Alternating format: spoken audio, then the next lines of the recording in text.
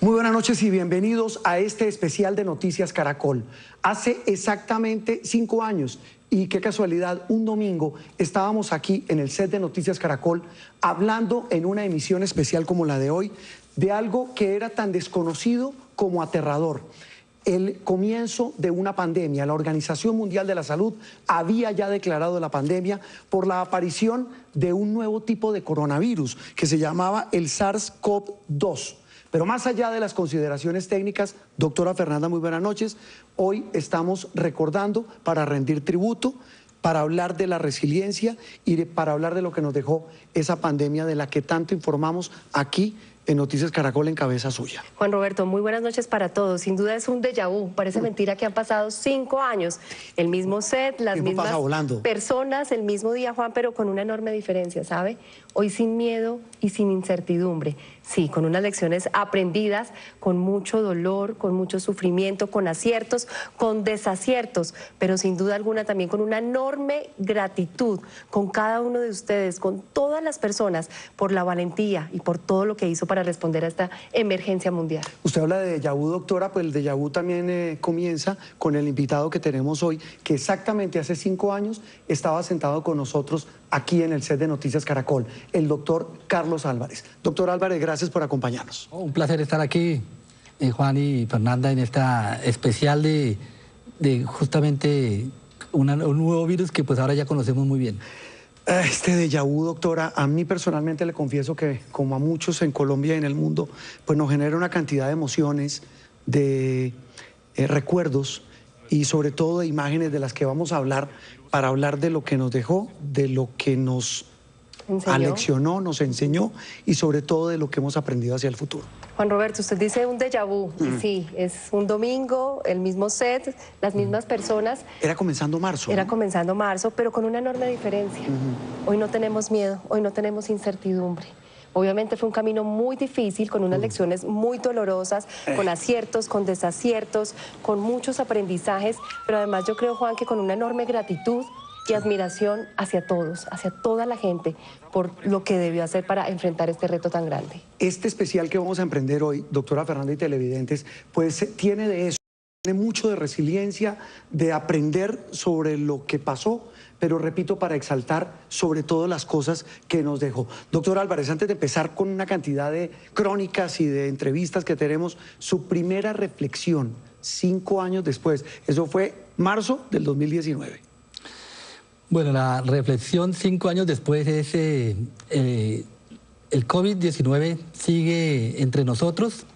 Aprendimos mucho, como estaban comentando, pero todavía nos falta mucho por aprender, tanto de la enfermedad como de las pandemias y cómo enfrentarlas como sociedad. Me queda una cosa que ya nos dirá el doctor, ¿cómo así que seguimos? Sigue aquí el COVID, ¿no? Claro, acuérdense que lo repetimos muchas veces, llegó para quedarse. Llegó para quedarse, doctora. Pues lo que decíamos, ¿usted recuerda que qué estaba haciendo hace 5 años? Pues ya estábamos nosotros acá. Sin saberlo, estábamos empezando uno de los años más difíciles para la humanidad. Lo que parecía lejano, una extraña neumonía que había empezado en China, ya nos había llegado. Hoy, hace 5 años, registramos los primeros casos de COVID en Colombia sin imaginar de verdad lo que vendría. Juan Roberto, y mire, ningún científico, ningún periodista, ningún político hubiera podido asegurar que el mundo se iba a detener. Por primera vez, todos fuimos testigos de un virus que desbordó los contagios, los fallecimientos, que nos aisló y nos cambió absolutamente todo. El trabajo, las relaciones, la movilidad, la forma en la que nos comunicamos. Sí, mire, doctora, durante más de 2 años, en todos los rincones del planeta, fuimos testigos de escenas jamás imaginadas. Grandes avenidas vacías, escuelas, universidades, restaurantes, empresas, oficinas y hasta sistemas masivos de transportes totalmente cerrados. Y mientras todo eso sucedía, Juan, la ciencia, científicos en diferentes partes del mundo trabajaban contra el tiempo para encontrar una vacuna que finalmente no fue una, fueron varias, seguras, eficaces, que salvaron millones de vidas y que cambiaron el curso de esta pandemia. Aún así, 7 millones de personas murieron en el mundo, según los registros oficiales. Por eso, aunque es tan doloroso recordar, queremos dedicar parte de nuestras emisiones a reflexionar sobre algo fundamental: las lecciones aprendidas. Eso es clave, doctora, y en especial a rendir un homenaje a quienes ya no nos acompañan, a tantas vidas que cambiaron, a los que aún sufren las consecuencias del COVID-19. Esta es la historia de un planeta que se confinó para sobrevivir.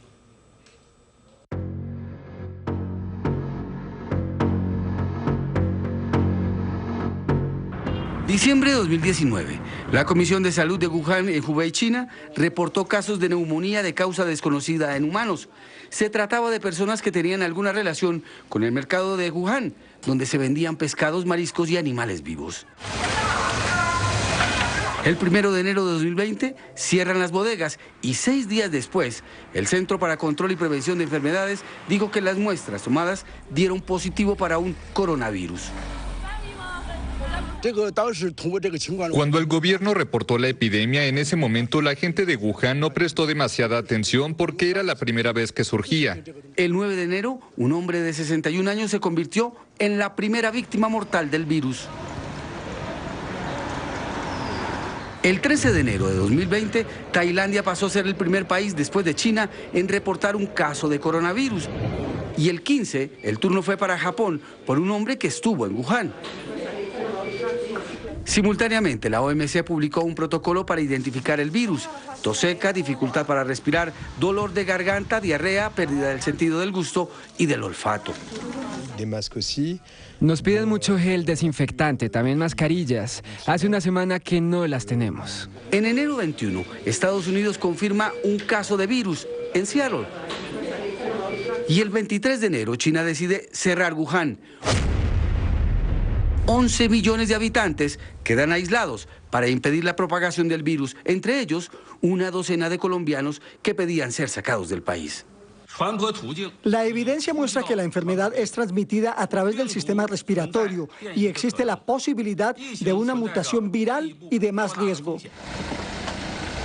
El 24 de enero, Europa enciende alarmas al detectar 2 pacientes positivos en Francia, y el día 30 la OMS declara la epidemia una emergencia de salud pública mundial. Nuestra gran preocupación es el potencial del virus de propagarse en países con sistemas de salud débiles que no están preparados para enfrentarlo. El 1 de febrero, Filipinas reporta la primera muerte de una persona fuera de China. Wuhan abre el hospital Housenshan. Los muertos en esa nación ya eran 321. El 11 de febrero el virus tuvo nombre y apellido: COVID-19. Más de 1.400 pasajeros que zarparon de Hong Kong en el Western Dam vivieron errantes por semanas. Puertos de Japón, Taiwán y Filipinas les negaron el arribo por el temor al virus. Finalmente atracaron en Camboya. Chicos, tenemos un paro cardíaco.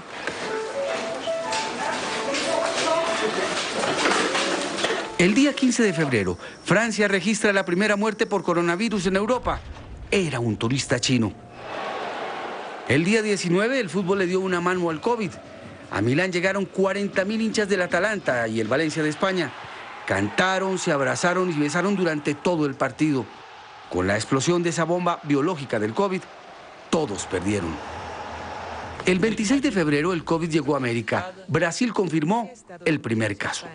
El paciente llegó asintomático, sin ningún síntoma de fiebre, ni tos, ni gripe.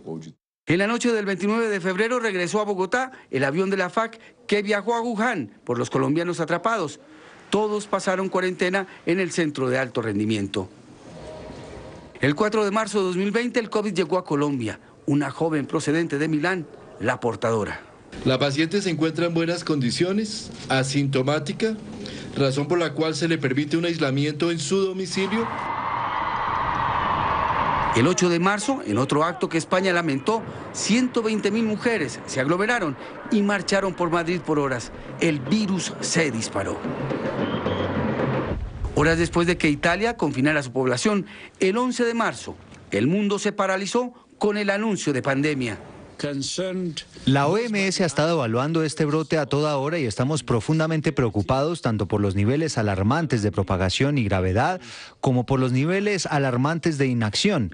Por lo tanto, hemos evaluado que el COVID-19 puede caracterizarse como una pandemia. El 14 de marzo, el cierre de fronteras, fábricas y escuelas provocó que las bolsas del mundo se desplomaran.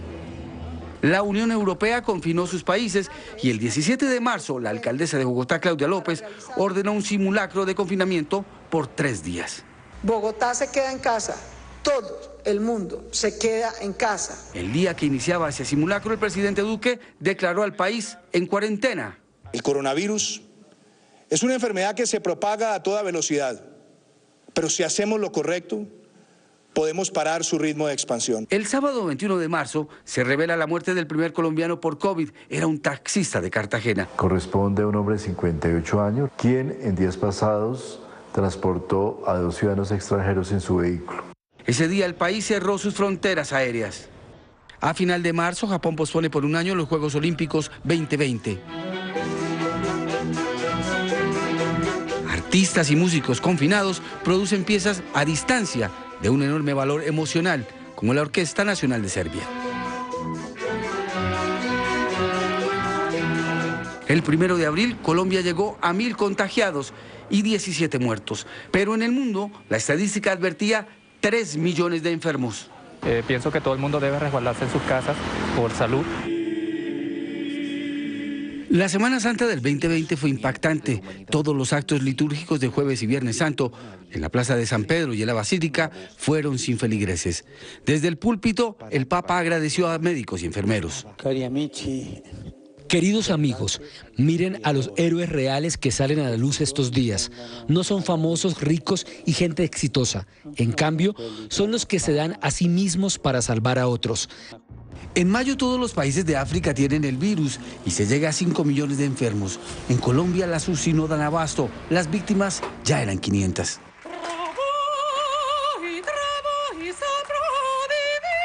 En medio de esa angustia del mundo, la música vuelve a ser un bálsamo para los confinados. A viva voz desde su ventana, la soprano Begona Alberdi cada día interpreta recitales maravillosos. Al final, la Traviata de Verdi fue ovacionada por barrios enteros en Barcelona.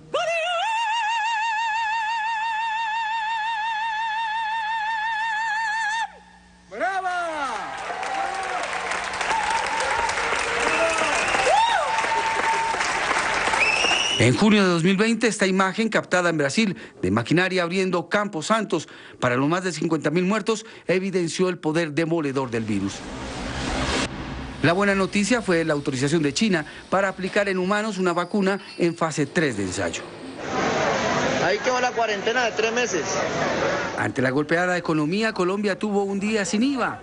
Las 34 aglomeraciones fueron calificadas como el COVID Friday. En julio llegó el primer pico de la pandemia a Colombia con 110.000 contagios y 3.700 muertos. La gente entraba a la UCI, pero menos del 10% salía con vida.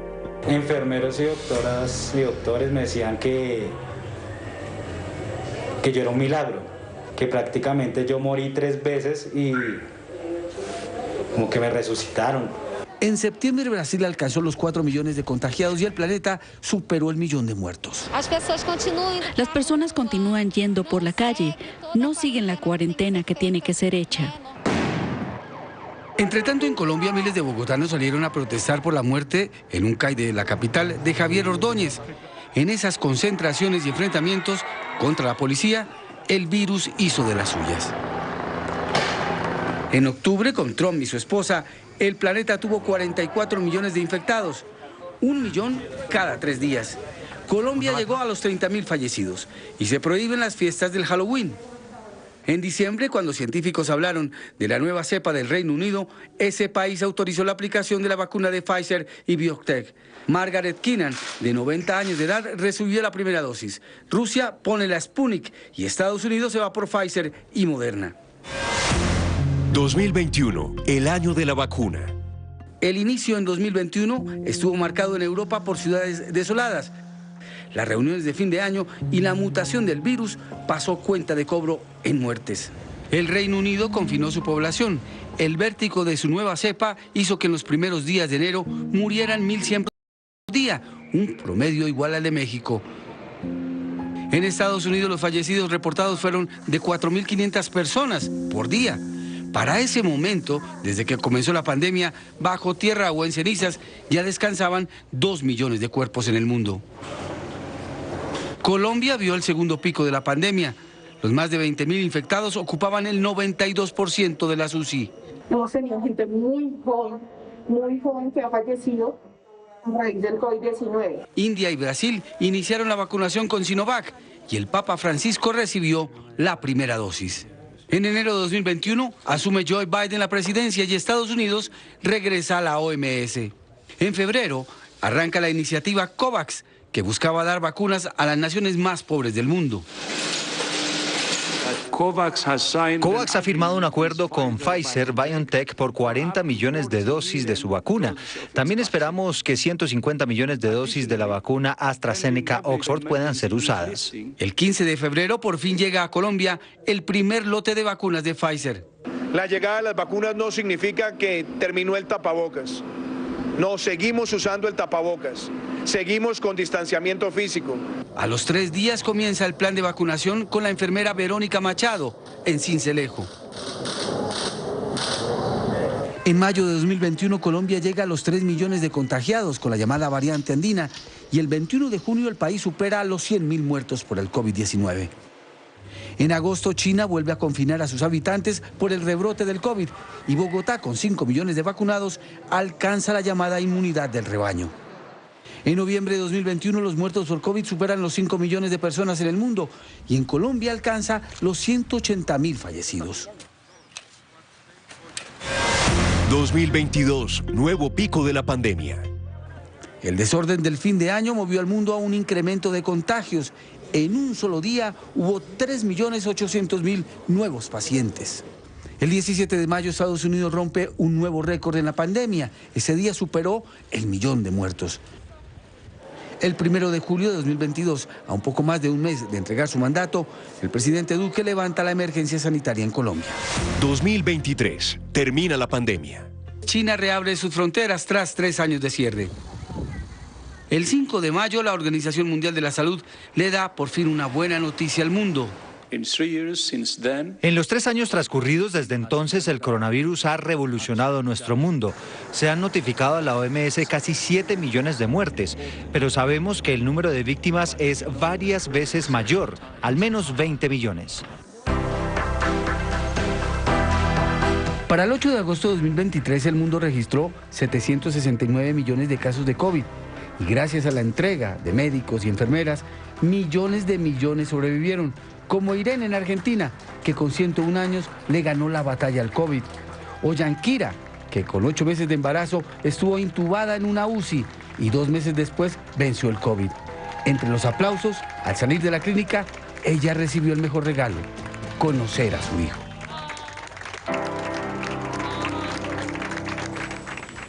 Qué cantidad de recuerdos, doctora. Y eso nos pone a pensar, hablar de balances. Uno en este momento dice, mirando para atrás, lo bueno, lo malo, lo feo, lo aprendido, pero yo personalmente me quedaría con lo bueno por ahora. Claro, sin duda es un balance agridulce, Juan, sí, con unas caras positivas por la solidaridad, por la respuesta que dio la ciencia, pero también con una cara muy dura, de mucho sufrimiento, de mucho dolor por las pérdidas, no solamente de vidas, sino de empleos, desde lo económico, desde lo social. Doctor Álvarez, su balance desde ese lado positivo, bueno, empecemos por el lado positivo. El lado positivo, yo creo que el mundo muestra que cuando nos unimos, cuando trabajamos todos integrados con un fin común, avanzamos más rápido. Y creo que esa primera parte de la pandemia hubo una solidaridad extremadamente buena, no solamente en la parte científica, sino los industriales, los gobernantes, cómo apoyar y cómo lograr buscar estrategias que mitigaran el impacto de la pandemia. Yo creo que podría resumir que lo más positivo fue la solidaridad y cómo la solidaridad llevó a avanzar más rápido. Sectores como el de los licores, que dedicó el alcohol para fabricar los spray, que se volvieron artículo de primera necesidad. Ya vamos a hablar de los médicos, ya vamos a hablar del personal de la salud, doctor Álvarez y doctora, porque veíamos en la crónica de Carlos Barragán a Irene, usted lo vio, como Irene, miles de personas que padecieron el COVID, sobrevivieron, gracias a los profesionales de la salud, yo quiero resaltarlo. Muchos de ellos sacrificaron su propia vida para salvar a otros.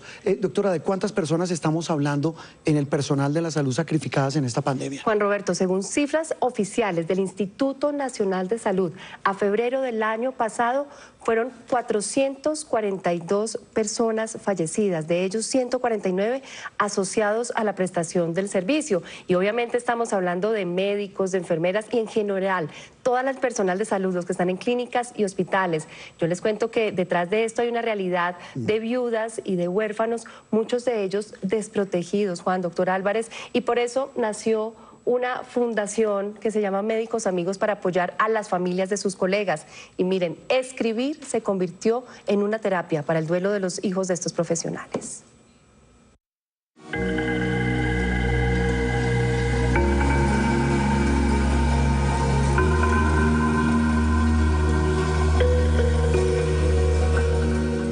Papá Conejo estaba muy cansado y un poco agotado. Sus fuerzas se acababan, pero él siempre pensaba en su hermosa familia. De pronto hubo una gran avalancha, truenos, mucha lluvia y ocurrieron desastres. Todo se inundó. Papá Conejo quedó atrapado sin poder respirar y lamentablemente falleció.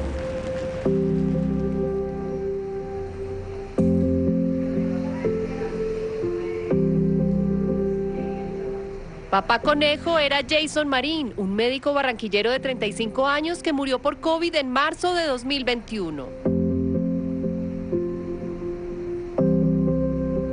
Él trabajaba en la unidad de cuidados intensivos, estaba pues salvando personas y en casa todos los días él llegaba refiriéndome las historias, lo que pasaba, pero nunca nos imaginamos que eso iba a tocar nuestro hogar y nuestras vidas. Mamá Conejo quedó muy triste y muda de la impresión. La hija Conejo quedó encerrada en la oscuridad muy triste y enojada por lo que le había pasado a su papi. Fue un proceso duro porque yo quedé con 5 meses de embarazo y la niña, la mayorcita, tenía 4 años en ese momento. Entonces, pues al quedar yo en ese estado de embarazo y mi otra hija, me sentí totalmente desamparada. Aquí en esta foto se parece al papá. Han pasado 5 años, la fortaleza y el consuelo han hecho lo suyo y un granito de arena en este proceso lo han puesto los cuentos que sanan. Yo cuando estaba pequeña yo siempre decía, papi, ¿qué hacemos? Y él decía, y él buscaba un juego y nos poníamos a jugarlo cada día. Y fueron niños que no pudieron despedirse ni en vida ni obviamente después. Y es como, pues todos tienen una forma de elaborar el duelo que es independiente en cada persona, pero fue una forma de ellos poder hacer un escrito sobre sus sentimientos con respecto a la despedida con sus seres queridos. Pero vino helada y se secó las lágrimas. Lo que empezó como una terapia para estos pequeños huérfanos terminó convertido en un libro, iniciativa de la Fundación Médicos Amigos. Son 19 cuentos, 17 niños, una viuda y un pediatra, que su abuelo falleció también durante la pandemia. Y pues son cuentos mágicos, muchos hablan de sus propias experiencias, como relatar todo lo que pasó durante la pandemia. Son cuentos muy dolorosos. A través del libro y de otras actividades, la Fundación apoya a personas que perdieron a sus familiares que se desempeñaban como profesionales de la salud. El tejido social de esas familias completamente se rompió. No pudieron tener en ese momento una pensión de sobrevivencia, o sea, quedaron completamente desprotegidos. Entonces la Fundación lo que hizo fue buscar padrinos entre el mismo grupo de médicos y otras personas para poder como ayudar o apadrinar en la parte académica y estudiantil de estos niños.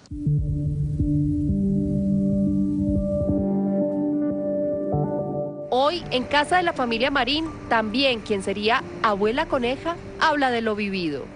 Se reía y me decía, recuerde que usted es bien. Y lo que me duele tanto, bueno, que Mi hijo tan joven y yo tan vieja, y fue él quien murió. Hubiera deseado ser yo. Yo lo lloro todos los días. Yo lloro a mi hijo todos los días. Un hijo no se olvida. Te disculpe.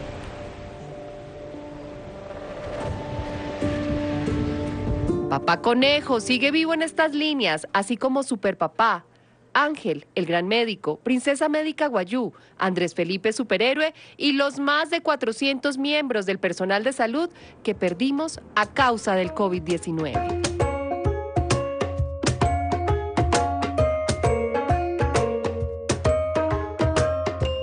La familia Conejo mira al cielo y sonríe para recordar su nuevo renacer y recordar ese ser especial que está allá en el cielo junto a la luz resplandeciente. Colorín colorado, este cuento se ha acabado. Los héroes de la pandemia también los hubo, los bomberos, la policía, los maestros, los periodistas, no nosotros, sino los que salían a la calle a hacer reportería. Doctor Álvarez, el personal de la salud, yo recuerdo, repito, que uno los veía, fueron discriminados muchas veces. Fueron golpeados en sus edificios. Exactamente, pero más allá de eso, lo que sí recuerdo yo es que muchos en Colombia, en el mundo, los veíamos pues como lo que son, como héroes. Sí, yo creo que hay como tres momentos, ¿no? El primero, Juan Roberto, el que usted plantea, que ocurre cuando hay miedo, y sobre todo lo que decía la doctora Fernanda, la gente le tiene miedo a lo que no conoce. Entonces, al comienzo fue muy dramático porque como no se conocía este virus y generaba pánico, se generó una preocupación en todas las personas y hubo discriminación hacia todo el personal sanitario, que creo que fue un momento doloroso y triste. Luego, cuando empieza la situación de ver familiares que salen adelante, que son manejados, creo que hay una mundial y en Colombia hacia ver a los médicos y a todo el personal como héroes que estaban trabajando para un bien común. Pero desafortunadamente después eso pasa, ¿no? Ya vuelve otra vez como a la cierta normalidad y también creo que a veces la gente se le olvida, tal vez porque tendemos a perder como los recuerdos negativos y como dejarlos a un lado, todo lo que implicó esos primeros años de la pandemia. Creo que ha ido ese balance como agridulce, para tomar tu palabra. ¿Usted qué rostro de médico recuerda, doctora? No, son muchos, Juan Roberto, además todos médicos, los mensajes que recibíamos, los camilleros, los conductores, sí, realmente son muchos, pero yo creo que sí hay que dar un paso adelante, Juan, y dejar de romantizar y salirnos de la palabra héroes y realmente por trabajar por unas condiciones dignas, por ejemplo, desde lo salarial. Y yo le voy a decir un ejemplo, recordemos que durante esa época a los médicos y a los profesionales y al personal de salud se les levantó el pico y placa. Hoy ya no. Entonces yo digo que de verdad que como sociedad todos, porque en ese momento fueron la primera línea, pero siguen siendo la primera línea. Normalizar el privilegio que tuvieron en un momento sería lo indicado y lo ideal. Sí, ese es un llamado y creo que es una responsabilidad de todos. Bueno, doctora, sigamos en este especial porque hablando de las muchas caras, así como hablamos de la salud, también hablamos de las víctimas. En Colombia, 142.961 personas fallecieron por el COVID-19, el registro oficial. En medio del dolor, muchas familias no pudieron velar y enterrar a sus seres queridos. Eso era terrible por los protocolos creados para evitar un mayor contagio. Y fue por esa razón que muchas familias debieron recurrir a actos simbólicos como llevar las cenizas de sus seres queridos a una reserva natural y plantar un árbol para recordarlos, pues el páramo de Guerrero en la zona rural de Cogua, en Cundinamarca, es el campo santo de algunas familias. Perdí en el 2020 a mi abuela primero, después mi mamá a los 10 días, después a mi abuelo a los 3 meses, mi mejor amigo 10 días después. Yo perdí a mi mamá el día 20 de mayo de 2021 en pandemia, hace ya casi 4 años. Mi madre se llamaba María Teresa García, viuda de Baracaldo, y mi hermano Jairo Humberto Baracaldo. Lamentablemente el COVID hizo estragos en la humanidad. Aquí se encuentran las cenizas de mi querida esposa, la persona que me acompañó durante 43 años de vida. 4 familias que tienen un dolor en común. La pandemia les arrebató a seres queridos y sin ser suficiente, el implacable virus volvió imposible enterrar a sus muertos. Entonces decidieron llevar sus cenizas a una reserva natural, para, si cabe decirlo, sembrar vida. Esta es la reserva El Pajonal, ubicada en el páramo de Guerrero, en el municipio de Cogua, en Cundinamarca. Este es un camposanto ubicado a unos 3.400 metros sobre el nivel del mar. Miles de familias han decidido traer las cenizas de sus seres queridos y plantar un árbol, entre ellas las del COVID-19. Están con un árbol, cada uno tiene 2 árboles. En total tenemos 10, a mi abuela le regalaron uno adicional. Y hoy venimos en acto simbólico también porque mi mamá y mi abuelo están de cumpleaños. Carlos Zorrilla Restrepo cada vez que puede se une a la gran caravana que se desplaza los fines de semana hasta la reserva El Pajonal en el páramo de Guerrero a encontrarse con los suyos, rendirles tributo y hablar de sus afugias y alegrías. Vengo, hago un acto simbólico, me siento, lloro un ratico y ya, otra vez bajo y me devuelvo a Bogotá. Dice, amada madre y quienes perdieron también al eje de su familia fueron Danilo y Carlos Gutiérrez, hijo y esposo de María Emilce Rodríguez Sáenz, quien murió batallando contra el virus en esa época en la que entrar a una UCI aterraba. Los primeros años fue mucha rabia con el COVID, la verdad. Mi mamá era muy joven todavía. Me hacía mucha falta, pero pues venir acá y todo le da a usted un poco de tranquilidad, de calma, de saber que ella está pues bien con Dios. En esa ausencia de una madre que se extraña, Carlos y su papá también tomaron la decisión de llevar las cenizas de su ser querido a este camposanto. Y por ellas que venimos acá tenemos 5 arbolitos, cada arbolito tiene una placa. Esa placa pues también ve plasmados los sentimientos de todos sus familiares. Y como lo venía diciendo, es algo muy grato realmente, no es de tristeza ni de melancolía, sino es algo de paz, tranquilidad, reconciliación. Carlos Danilo en el 2021 por poco también pierde a su papá, quien entró primero que doña María Emilce a un hospital por contagio de COVID. Los dos estuvieron en la misma habitación, sin embargo, él fue trasladado a otro lugar y dice que eso lo salvó. A las 7 de la noche, antes de que me sacaran, yo fui y hablé con ella y me despedí, le dije, mi amor, te dejo aquí, pero de aquí salimos y nos vemos en el apartamento. Ese fue el último día que no la volví a ver. A 3.400 metros sobre el nivel del mar fueron enterradas las cenizas de Jair Humberto Baracaldo y María Teresa García. Dice hoy quien los llora que tienen una envidiable vista hacia el embalse de Neusa y que venir a visitarlos es una terapia espiritual.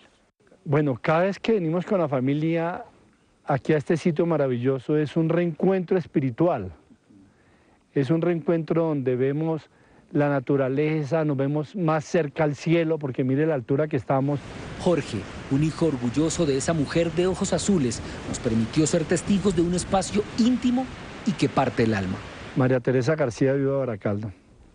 Era una mujer ojiazul, levantó 6 hombres sola, porque la violencia nos quitó a nuestro padre cuando yo tenía 4 años apenas. Y esa valiente mujer a 6 hombres levantó, y todos honestos y trabajadores. Madre, te amamos. Como Jorge, Carlos Zorrilla, Danilo y Carlos Gutiérrez admiran el símbolo en el que se han convertido esos seres que el COVID les quitó. Árboles que en la inmensidad del páramo de Guerrero crecen y le dan una oportunidad a un ecosistema afectado por la mano del hombre. Y ha crecido mucho. Muchísimo, muchísimo, muchísimo. Más o menos, bueno, este es el más chiquito, pero nosotros recibimos cada árbol como así de chiquito. Y ya hoy el más grande es el de mi abuelita, que es el que está al fondo, que es el que más destaca de toda la zona. Fue como la manera que muchas familias vieron para poder cerrar el duelo, poder hacer algo por su ser querido, porque usted sabe que en la pandemia, ¿qué hacía? Usted entraba su ser querido a la clínica, al hospital, y ¿cómo se lo volvían? En la cajita. No había iglesia, no había funeraria, no había sitio donde hacer una despedida de ese ser querido. Las familias aquí encontraron ese sitio. Esto que ocurrió hace 5 años con el COVID nos dejó una enseñanza a todos. que tenemos que vivir el día a día, que no sabemos si es joven, viejo, anciano, lo que sea, o un niño, se puede ir en cualquier momento. Es importante vivir el día a día, disfrutar de sus seres queridos, disfrutar de sus padres, respetarlos, querer a sus hijos, a sus hermanos. El ser cercano que tenga es importante disfrutarlo. Han pasado 5 años del horror del coronavirus que se llevó a 142.780 vidas en nuestro país, según el último reporte del 7 de junio del 2023 del Instituto Nacional de Salud. Este pedacito de reserva, el Pajonal, rinde un homenaje a esos seres que ya no están de cuerpo presente, pero que son recordados en otro ser vivo, plantado en la inmensidad del páramo de Guerrero. Juan, volvimos a esa normalidad de la que tanto hablábamos y de la que tanto anhelamos. Entonces, creo que vale la pena analizar, a pesar de lo doloroso que es recordar, todas estas lecciones y todos estos aprendizajes. Vamos a hacer, doctora Fernanda y televidentes, una pausa y en instantes volvemos con más de este especial del COVID-19 5 años después.